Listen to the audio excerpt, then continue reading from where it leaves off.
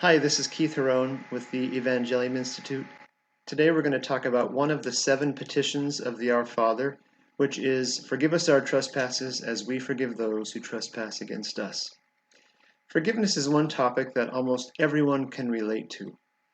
That is, most everyone has been hurt by someone, and sometimes the one who has hurt us is either unwilling or unable to offer a sincere apology, and sometimes they don't even think that they've hurt us, or they don't even have any desire to repair the relationship. So where does that leave us if we want to make this very practical?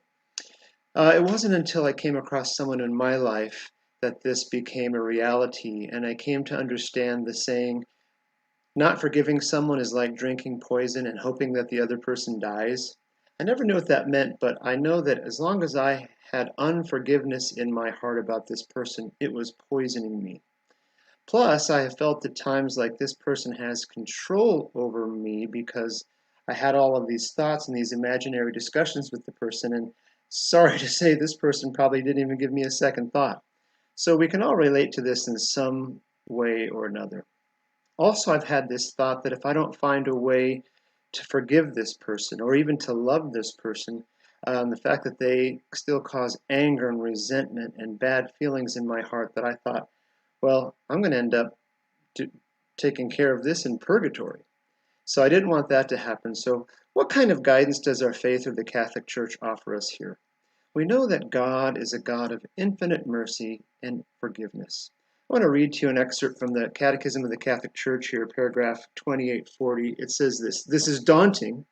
This outpouring of mercy from the Father cannot penetrate our hearts as long as we have not forgiven those who trespass against us. We cannot love the God we cannot see if we do not love the brother or sister we do see," which is quoting Scripture. "In refusing to forgive our brothers and sisters, our hearts are closed and their hardness makes them impervious to the Father's merciful love." This is really challenging. Forgive us our trespasses as we forgive those. It seems impossible sometimes, especially if you're in the middle of it and doing battle with these things in your own heart. For me, it was a real act of God's grace because some of these things are impossible on my own. I need to pray for the grace to forgive them, even if just for the sake of my own sanity or my own peace. Now, I had forgiven this particular person that I've referred to, but I'm forced to be in contact with this person, so I was really struggling with it because every time I'm around this person, these things want to start bubble up, and this person would try to relate to me, and even though I've forgiven the person, I just have walls around my heart because I'm afraid of being hurt again, and the relationship's never been repaired. So this is very difficult, and I didn't know what to do with it, but like I said, I didn't want to carry this around and take it with me to purgatory if I don't resolve this in my heart in this life.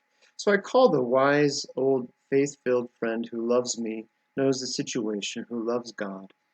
And he said, you're not, forgiving them doesn't necessarily mean that you're going to be buddies with the person, but you do need to love them. And I thought, gosh, that's impossible. And he said, of course it's impossible, but we need to pray for supernatural grace to be able to love this person. In paragraph 2841, it says, "This is a crucial requirement of the covenant mystery, which is impossible for us, but with God all things are possible." So as you're hearing my words and sharing with you my own example, think about that person in your own life for whom with whom this has been a struggle for you. In C.S. Lewis's wonderful book called The Great Divorce, he talks about heaven and purgatory. Basically, what keeps us from reaching the heights of heavenly glory, ascending the mountain, is our own hearts and the things that we can't let go of. In the Catechism of the Catholic Church, again in paragraph 2843, it says this: "So also my heavenly Father will do to every one of you if you do not forgive your brother from your heart. It is there, in fact, in the depths of the heart, that everything is bound and loosed." So sometimes what keeps us chained or enslaved to our own misery and unforgiveness is my unwillingness to loosen these things in my own heart to forgive this person. Can't do it on our own. We need to pray for God's supernatural grace, not only to forgive them, but also for the supernatural grace, natural grace to love them. Christian prayer in the Catechism says it extends to the forgiveness of our enemies. So if this is a struggle for you in your own life, know that you're not alone. God's grace is superabundant. You don't want to be the one who's suffering over unforgiveness.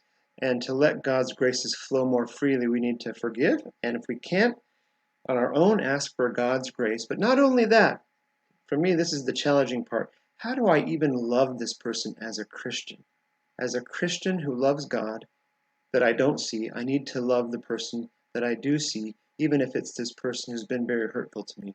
So that's the challenge, but we have a God whose grace is overflowing. So we can ask God for those graces in our life, although this is a very challenging issue.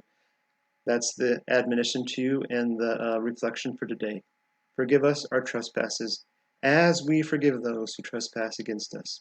May God bless you, and thank you for listening.